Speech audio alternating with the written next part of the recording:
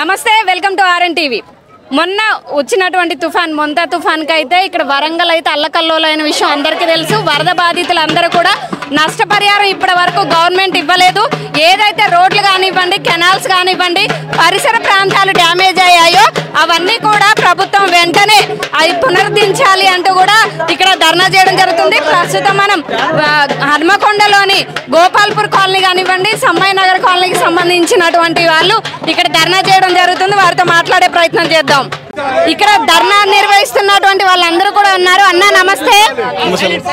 గోపాల్పూర్ గురించి మీకు మొత్తం తెలుసు, మీరు ఇక్కడ వాసి. గతంలో లేనట్టుగా ఈసారి వరద రావడం కానివ్వండి, ఇక్కడ ఉన్నటువంటి వాళ్ళు నష్టపోయారు, ఇప్పటి వరకు పట్టించుకోవట్లేదు అన్నారు. దానికోసమేనా ఈ ధర్నా? అవునమ్మా, మొన్న వచ్చిన తుఫాను వల్ల దాదాపు 50 డివిజన్లో దాదాపు 20 నుంచి 30 కాలనీలు ఉన్నాయి. దీనికి డక్టు ఓపెన్ చేస్తే ఇంత విధ్వంసం అయి ఉండేది కాదు. డక్టు ఓపెన్ చేయండి, డే 1 నుంచి పదే చెప్తున్నాము, అయినా డక్టు ఓపెన్ చేయలేదు. రెండోది ఏంటంటే వడ్డేపల్లి నుంచి వచ్చే వాటర్కి డక్టు సరిపోయే విధంగా లేదు. అదే కాబట్టి డక్టు అక్కడ వడ్డేపల్లిలో గేట్లు ఏర్పాటు చేయాలి. అదేవిధంగా దానికి సరిపోయే అనుగుణంగా ఇంకా డక్టు ఇంకా పెంచాలని కోరుతున్నాము. అన్న మీరు చెప్పండి అన్న, ఏంది పరిస్థితి? అంటే ప్రభుత్వం ఇప్పటి వరకు కనీసం నష్టపరిహారం ఇవ్వలేదా? ప్రభుత్వం ఇప్పటి వరకు నష్టపరిహారం ఇవ్వలేదు. దీనికి అంతటికీ కారణము అధికారుల యొక్క నిర్లక్ష్య వైఖరి. ఎప్పుడైతే 42 సెంటీమీటర్ల వర్షం పడ్డదో గేట్లు తీయాలనేటువంటి కాలనీవాసుల డిమాండు, కానీ గేట్లు ఎత్తివేయలేదు. ఎందుకంటే సోమిడి చెరువు నుంచి వస్తున్న నీరు, తర్వాత వడ్డేపల్లి చెరువు వస్తున్న నీరు, తర్వాత మనకు భీమదర్పల్లి నుంచి వచ్చిన నీరు ఎక్కడికి వెళ్ళాలనుకున్నారు అధికారులు. ఈరోజు కలెక్టర్ గారు కానీ కమిషనర్ గారు అంటున్నారట, మేము గేట్లు ఎత్తివేయడం వల్ల కాలేదు, వర్షపాతం ఎక్కువైంది కాబట్టి. మరి ఈ డట్టు కట్టుకునేది ఎందుకని మనం ప్రశ్నిస్తున్నాం. ఇక్కడ అధికారుల నిర్లక్ష్యం కళ్ళకు కట్టినట్టుగా అనిపించింది. అక్కడ అది డక్ట్ ఎత్తకపోవడం కానివ్వండి, కనీసం ఇంటిమేషన్ కూడా ఇవ్వలేదు. అర్ధరాత్రి వరద అనేది రావడం వల్ల ప్రాణ నష్టం కూడా జరిగేదని. ఇది అధికారుల నిర్లక్ష్య వైఖరే ఈరోజు జరిగింది. ఎందుకంటే అధికారుల నిర్లక్ష్య వైఖరే ఈరోజు జరిగింది. 42% నమోదైన వర్షపాతం ఎక్కడికి వెళ్ళాలనుకున్నారు. మేము పదే చెప్తున్నాము, చెరువు కట్టపై రిటర్నింగ్ వాల్ కట్టాలని. తర్వాత ఇది మొత్తం పెడిచెవిన పెడుతూ మేము చెప్పి గ్రీవెన్సెస్ సెల్లో మేము ఇచ్చినా కూడా మరి ఈరోజు అధికార యంత్రాంగం విఫలమైంది. వాళ్ళు చేయబట్టే ఈరోజు ప్రతి ఒక్క మిడిల్ క్లాస్ కుటుంబము 20 నుంచి 25 లక్షలు ఈరోజు కోల్పోవడం జరిగింది, బజార్లో పడ్డారు. ఎందుకంటే ఈఎంఐలు కడుతూ కార్లు కానీ, 2 వీలర్స్ కానీ, చిన్న వెహికల్స్ కొనుక్కున్న వాళ్ళు ఈరోజు లక్షల రూపాయలు, అంటే దాదాపుగా ఈ 4 కాలనీలు కలిపి 85 కోట్ల నష్టం జరిగింది. ఈ అధికారుల నిర్లక్ష్యంతో మరి 100 కోట్లకు గవర్నమెంట్ కూడా నష్టం జరిగింది. దీనికి అందరికి బాధ్యత ఎవరు వహిస్తారనేది మరి గవర్నమెంట్ ఆలోచించుకోవాలి.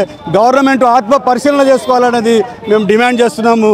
ఈరోజు ఏదైతే మేము నష్టపోయినామో ఇమీడియట్ ఈ బాధితులకు మేము నష్టపరిహారం చెల్లించాలన్నది ఆల్ కాలనీ వాసుల తరపున నేను డిమాండ్ చేస్తున్నాను. నా పేరు మర్రి ప్రభాకర్. నేను చెప్పండి, అంటే మనకి వరద ముంపు ప్రాంతాలు కానివ్వండి, గ్రామీణ ప్రాంతాల్లో వరదలు వచ్చిన తర్వాత అక్కడికి వెళ్ళి పరామర్శ చేసి అక్కడ అంచనా వేసి వాళ్ళకి నష్టపరిహారం ఇస్తారు. అంటే ఇక్కడ సిటీలో ఉన్న వాళ్ళ పరిస్థితి ఏంటి? ఇంతగానో నష్టం జరిగింది, అధికారులకు తెలుసు, కలెక్టర్ తెలుసు, ఎమ్మెల్యేలకు అందరికీ తెలుసు. ఇప్పటి వరకు నష్టపరిహారం ఇవ్వడం ఎలా చూస్తారు? సిటీలో పెద్ద చెరువు ఉన్నప్పటికీ కూడా వాళ్ళు ఇంత వర్షం 40 సెంటీమీటర్ల వర్షం పడ్డది, అటు డక్టు మూసారు, ఇటు మత్తడి మూసారు. ఈ వర్షం నీళ్ళు ఎక్కడికి పోవాలనుకున్నారు? కేవలం ఎఫ్టీఎల్లో ఉన్నటువంటి అక్రమ కట్టడాల పరిరక్షణకే ప్రభుత్వ యంత్రాంగం పనిచేసింది. జిల్లాలో జీవో ఎంఎస్ నెంబర్ 81 అప్పటి మున్సిపల్ పరిపాలనా శాఖ మంత్రి కేటీ రామారావు గారు ఒక జీవో ఇష్యూ చేశారు. ఈ జీవోలో ఏముందంటే అక్రమంగా కట్టుకున్నటువంటి వాళ్లకు డబుల్ బెడ్రూమ్ ఇల్లు ఇవ్వాలని, ప్రతి సంవత్సరం చెరువును సురక్షితంగా గుర్రపుడెక్కతీగా సిల్ట్ను తొలగించాలని వరంగల్ ఉమ్మడి జిల్లాలకు వర్తించే విధంగా జీవో ఇచ్చారు. ఈ జీవోను వయలేట్ చేస్తూ జిల్లా కలెక్టర్, మున్సిపల్ కమిషనర్ గారు బాధ్యతారహితంగా గేట్లు ఎత్తద్దని వాళ్ళ అధికారులను ఆదేశించారు. అధికారులను ఆదేశించడం మూలంగానే గేట్లు ఎత్తలేదు. గేట్లు ఎత్తకపోవడం మూలంగానే ఇంత భారీ నష్టం జరిగింది. వాస్తవంగా ఇక్కడ ఈ అధికార యంత్రాంగము ఏమాత్రం పనిచేయడం లేదు. అందరు ఫెయిల్. జిల్లా కలెక్టర్ను, మున్సిపల్ కమిషనర్ గారిని బదిలీ చేయాల్సిందిగా గౌరవ ముఖ్యమంత్రి గారికి కోరుతున్నాము. ఇంకా ముఖ్యంగా ఏంటంటే ఈ గత నెల జనవరి 30వ తారీఖున మున్సిపల్ ముఖ్యమంత్రి ప్రజావాణిలో గ్రీవెన్స్లో ఇచ్చాము. ఇక్కడ రిటైనింగ్ వాల్ కట్టాలి, చెరువుకు గండి పడితే ముప్పు ప్రాంతాలన్నీ పేదలు వాళ్ళు వీళ్ళు కట్టుకున్నటువంటి వాళ్ళు అని ధ్వంసం జరుగుతుంది. న్యాయంగా జరిగినగా పన్నులు కట్టిన వాళ్ళ దగ్గర నుంచి వేల సంఖ్య లక్షల సంఖ్యలో లక్షల రూపాయల్లో పన్నులు వసూలు చేస్తున్నప్పటికీ మున్సిపల్ యంత్రాంగము చెరువును ఏమాత్రం పట్టించుకోలేదు. మున్సిపల్ యంత్రాంగం చేయబట్టే చెరువు నాశనం అయింది. అన్న చెప్పండి అన్న, అంటే ఇక్కడ మీరు అందరూ కూడా సమ్మాయి కాలనీ అంటే ప్రకృతి విపత్తుని ఎవరేం చేయలేరు, కానీ ప్రజల్ని అలర్ట్ చేయాలి, అక్కడ ఉన్నటువంటి నీరు వెళ్ళడానికి మార్గం చేయాలి. కానీ ఇక్కడ ఆ ఫెసిలిటీ కల్పించినప్పటికి కూడా అధికారులు నిర్లక్ష్యం వహించారు. చాలా వరకు కూడా అందరూ నిద్రలో ఉండే ఆ టైంలో ప్రాణ నష్టం జరుగుంటే పరిస్థితి ఏంటని ఇక్కడ వాళ్ళు, అలానే స్కూల్ పిల్లలు కానివ్వండి, ల్యాప్టాప్స్ కానివ్వండి, అన్ని కొట్టుకుపోయినాయి కూడా చూసినాం మనం. దీన్ని ఎలా చూస్తారు? ప్రధానంగా అధికారుల నిర్లక్ష్య వైఖరి పూర్తి కొట్టొచ్చినట్టు కనపడుతుంది. ఈ అధికారులు ఎవరే అంటే ఈ అధికారులు కూడా టౌన్లో ఉన్నటువంటి మున్సిపాలిటీ ఇంజనీరింగ్ అధికారులు, అదేవిధంగా జిల్లాలో ఉన్నటువంటి ఇంజనీరింగ్ అధికారులు, వీళ్ళను కోఆర్డినేట్ చేయాల్సినటువంటి జిల్లా కలెక్టర్ గారు పూర్తి నిర్లక్ష్యం వహించింది. కనుక వీళ్ళను సస్పెండ్ చేయాలి. గోపాలపురం చెరువుకి శాశ్వత నిర్మాణం చేపట్టాలి. వడ్డేపల్లి చెరువు నీటి ప్రాంతాన్ని శాశ్వత మరమ్మతులు చేపట్టాలి. అదేవిధంగా ఇంజనీరింగ్ ప్లాన్లో లోపం ఉంది. ఈ ఇంజనీరింగ్ ప్లాన్ని రీడిజైన్ చేయాలి.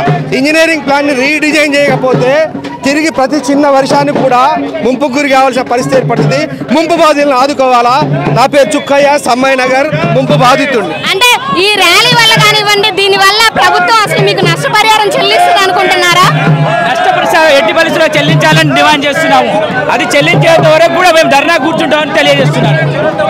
అట్లాగే మెయిన్గా ఏంటంటే వడ్డేపల్లి చెరువు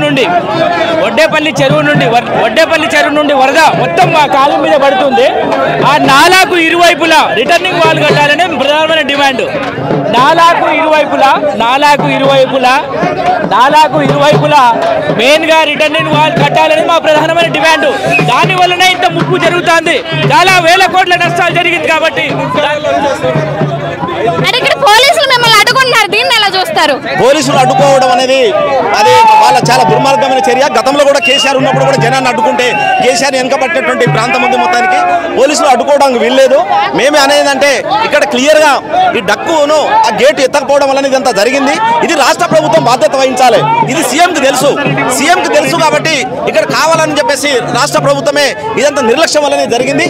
ఈ పూర్తి బాధ్యత రాష్ట్ర ప్రభుత్వం వహించేసి దీనికి ఇప్పటికైనా కూడా పరిష్కారం చూపాలి.